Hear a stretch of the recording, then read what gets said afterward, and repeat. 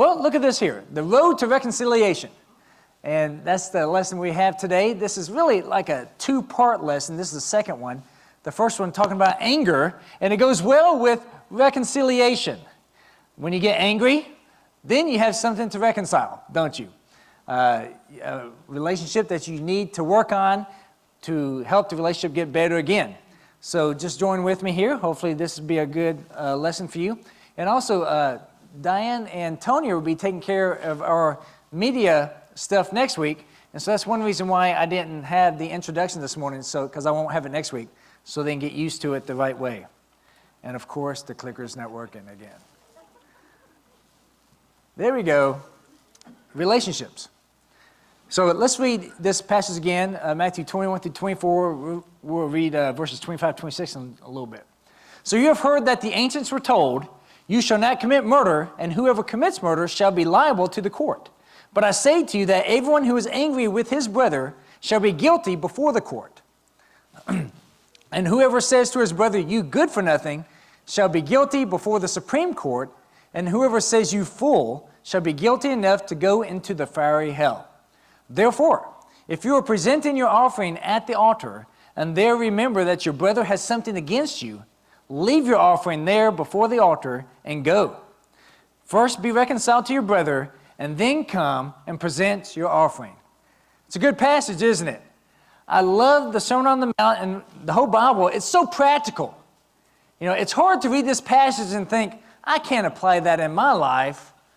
It's a good thing I'm perfect. No, we need this in multiple times, right? Either way, whether we need to go to someone or someone come to us, we need this passage in so many ways. So Jesus wants to address all unhealthy relationships.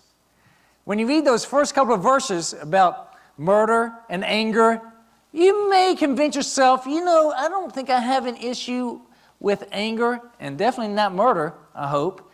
And so I think I'm okay. And then here he gets even more serious. If you know anybody that you know that has anything against you, you need to go to him. Now, we talked about anger, and all of us have been angry before. And whenever you're angry, then there's probably someone that is receiving your anger. Whether you say anything to them or not, there is anger there, isn't there? There is something that is between you and somebody else.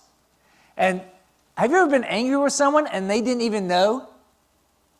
So see, the relationship could be not healthy and they didn't even know anything about it. How can they work at making the relationship better if they didn't know?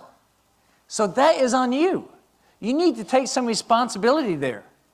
Now, it's so much easier to love the faceless. Now, what I mean by that, pray for someone in another continent far away. Let's pray about that person and help them, because I never have to talk to him. That's much easier. Yeah, but you never get to talk to him. Where Jesus wants to talk to, I want to talk about the people that you actually see every day. People that you get in communion with. That person, you need to work on that relationship. Because you can talk all day long. You know what? There's about 7.5 billion people that I'm okay with. But that other 500 million, I've got a lot of issues with. So you need to think about the people that you have a relationship with and make them better. Do all that you can so the relationship is healthy. So Jesus wants to make real change in the world.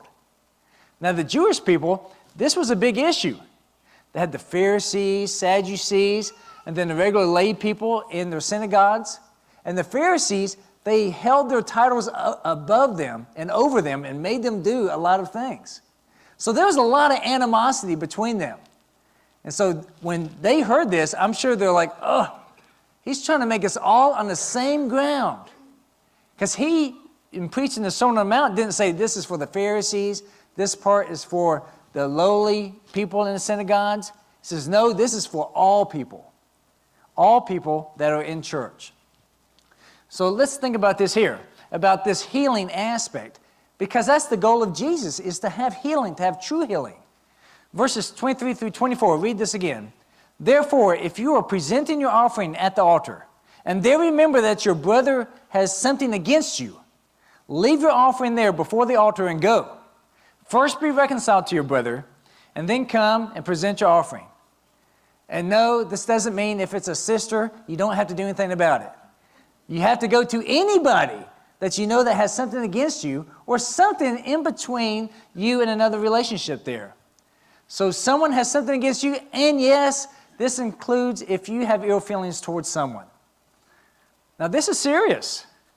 Is there anybody that you know that the relationship's not just right? Do you need a piece of paper? All right? There's always relationships we need to work on, isn't there? Are there fresh ones? Are there old ones? Now, you seek healing as soon as you can. That's one of the main thrusts of this passage.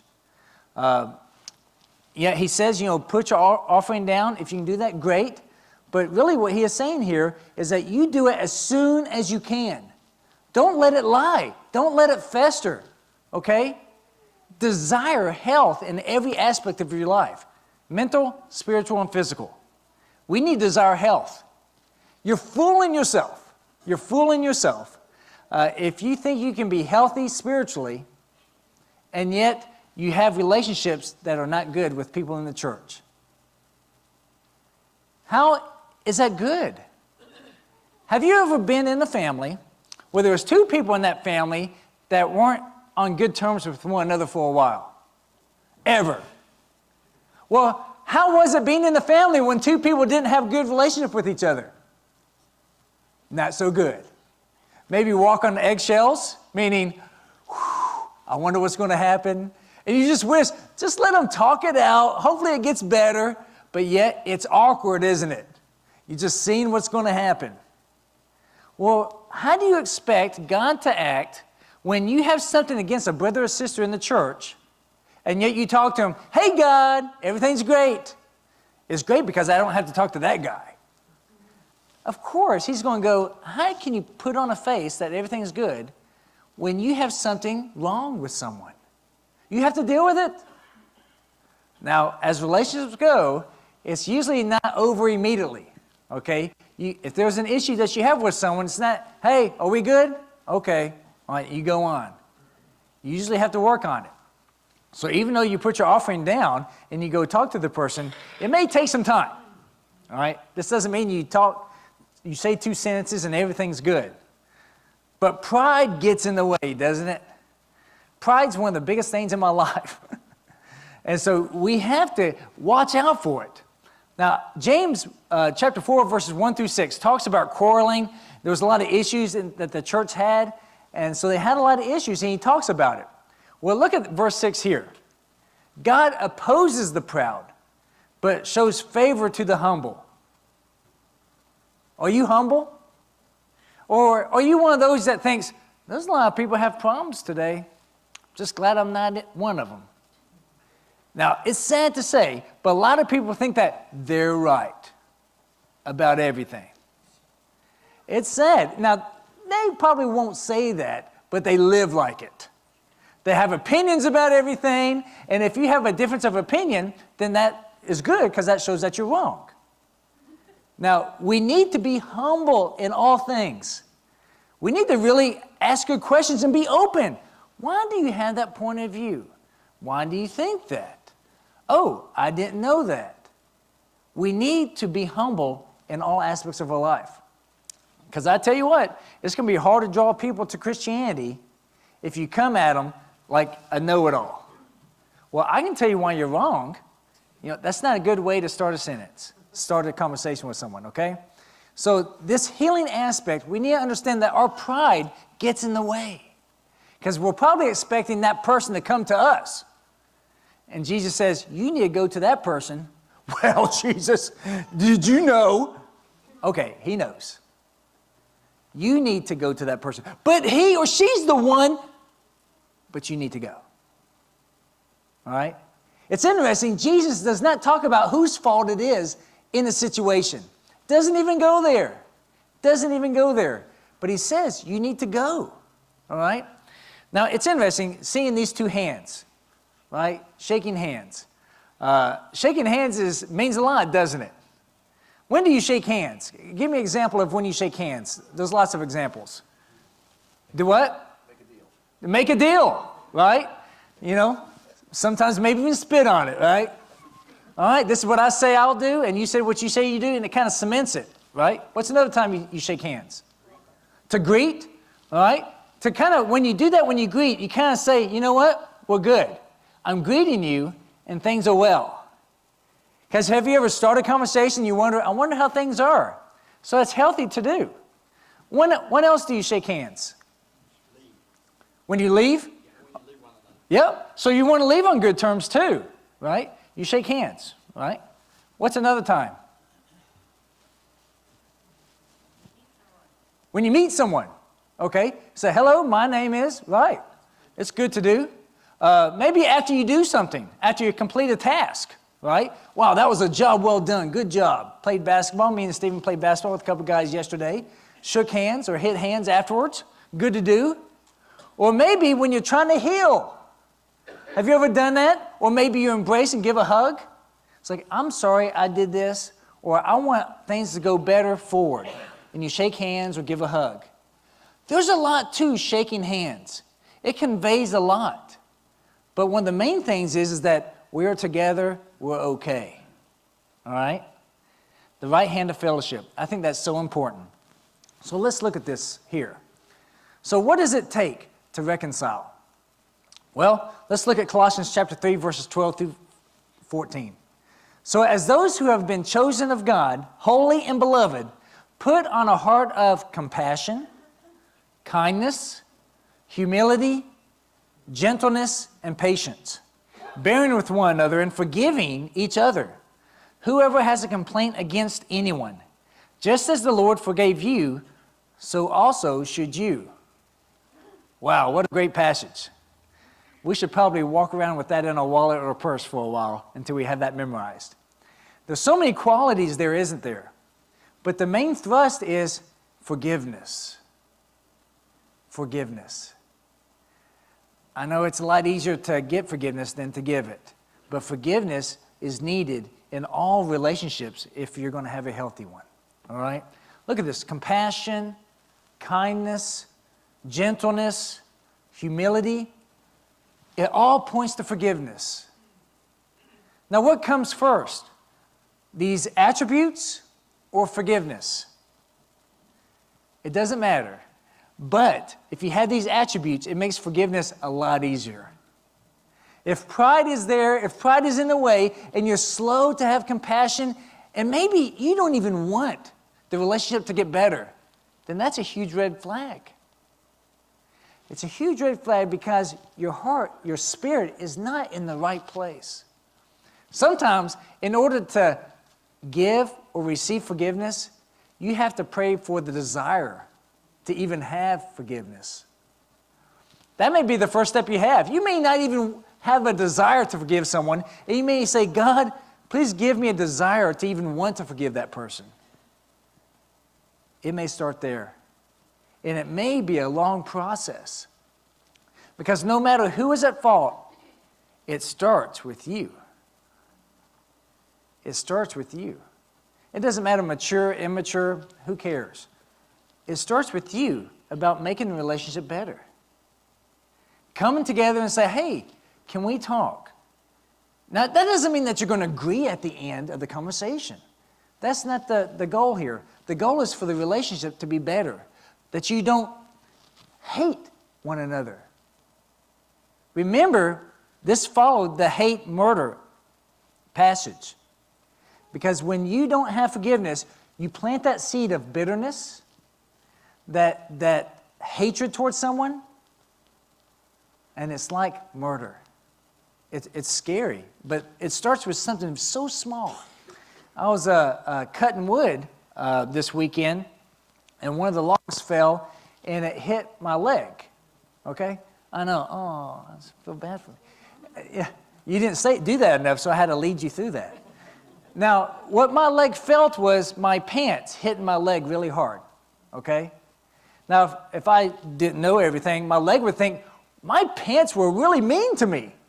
My pants, I didn't know my pants could hit me so hard, right? Because that's what it felt. It felt the pants hit my leg really hard. But it was the log that hit the pants, wasn't it? A lot of times, we have something that happens with someone in a relationship and they hurt us, but we don't know the momentum that's behind them. We don't know what's going on in their life. We don't know what they're going through. And them hitting us is really the log that's pushing them. And we can ask them, it's like, what's going on? Before you were so quick to have a temper, to be angry, to judge someone. It's like, I want to understand things better. I may be angry by the end of this conversation, but what's going on? That's healthy, isn't it? Because as God has forgave you, so also should you. Wow. That is pretty strong. So, well, let me think about how did God forgive me? That's a pretty quick thought. Because you come to, I need to forgive other people.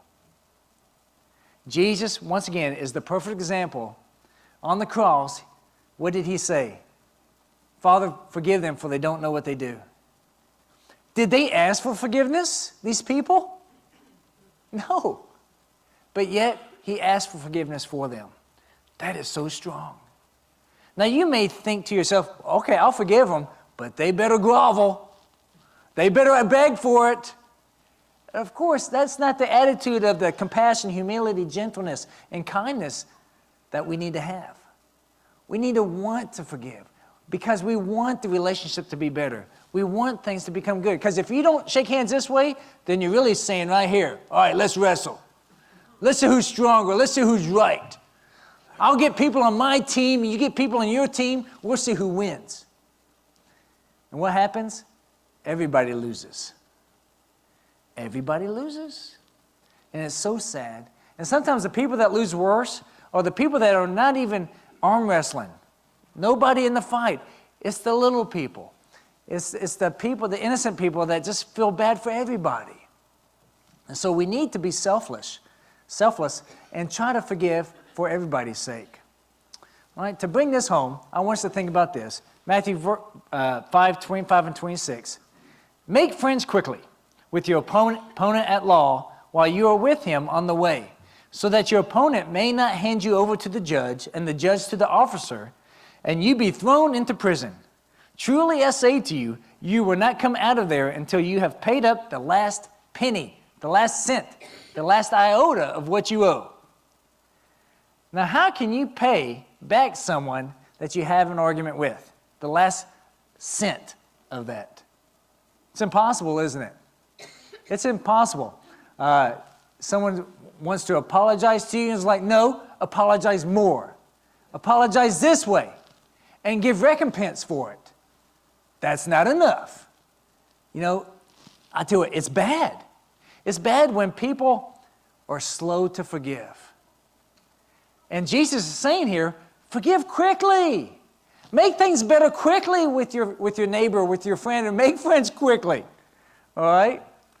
Now, you may think, okay, we just had an argument. How can I make friends quickly with this person? You know how to.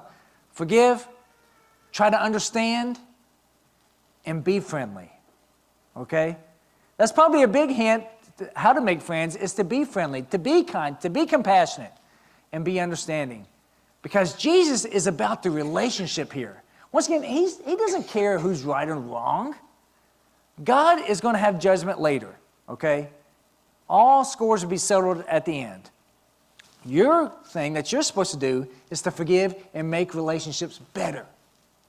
Do what you can. Now, they may not, even though you come to them and say, hey, I want to be friends, I want to make things better, they may not be willing to, because it takes two. I understand. But you do your part. Don't you want to go to heaven and say, God, I tried. I gave him the right hand of fellowship, the left hand of fellowship, and the lunch of fellowship. It didn't work. Okay? You do all that you can. Because I'll tell you the truth, it's easier to mend a new wound than an old wound. Isn't that true? When you have a new wound and maybe it's just a day or a week old, that's much easier than when it becomes 2 years. To mend a 2-year wound, you really have to reopen it. Isn't that painful? Do it quickly. It's better for everybody concerned that you can make things better as soon as you can. Hebrews 12:14 says, make every effort to live in peace with all men and to be holy. With holiness, no one will see, without holiness, no one will see the Lord. No one. You need to come to God, not only for your own forgiveness and salvation, but for you to be transformed into His likeness so that you will forgive others. Isn't that beautiful? That not only can our relationship with God be healed, but with God's help, our relationship with each other can be healed. There is hope there. There is hope there for us. So anger and selfish pride go together. They destroy relationships. They may make you feel good in the moment, but they destroy relationships. Healing relationship wounds is powerful. It's powerful. The anger and bitterness that'll keep you up at night, but a forgiveness in a relationship will help you give you good sleep, make you feel so much better. And that's what God wants us to do. He wants us to start and end every day with Him with strong hand, good morning, good night. God, I'm good with you because I'm good with everybody I know. Isn't that good peace? Do what you can, do what you should. Now, if you want that good handshake with God, then you need to have His Son in your life. You need to have forgiveness for your sins, and the only way to do that is in baptism here, to be obedient to the gospel. If you haven't done that, then today's always the right day to do that. If you want to talk about that, I'd love to talk to you. Or maybe you need something in your life. You need a change. Please come forward. We can talk about that as well, as Ryan leads us a song.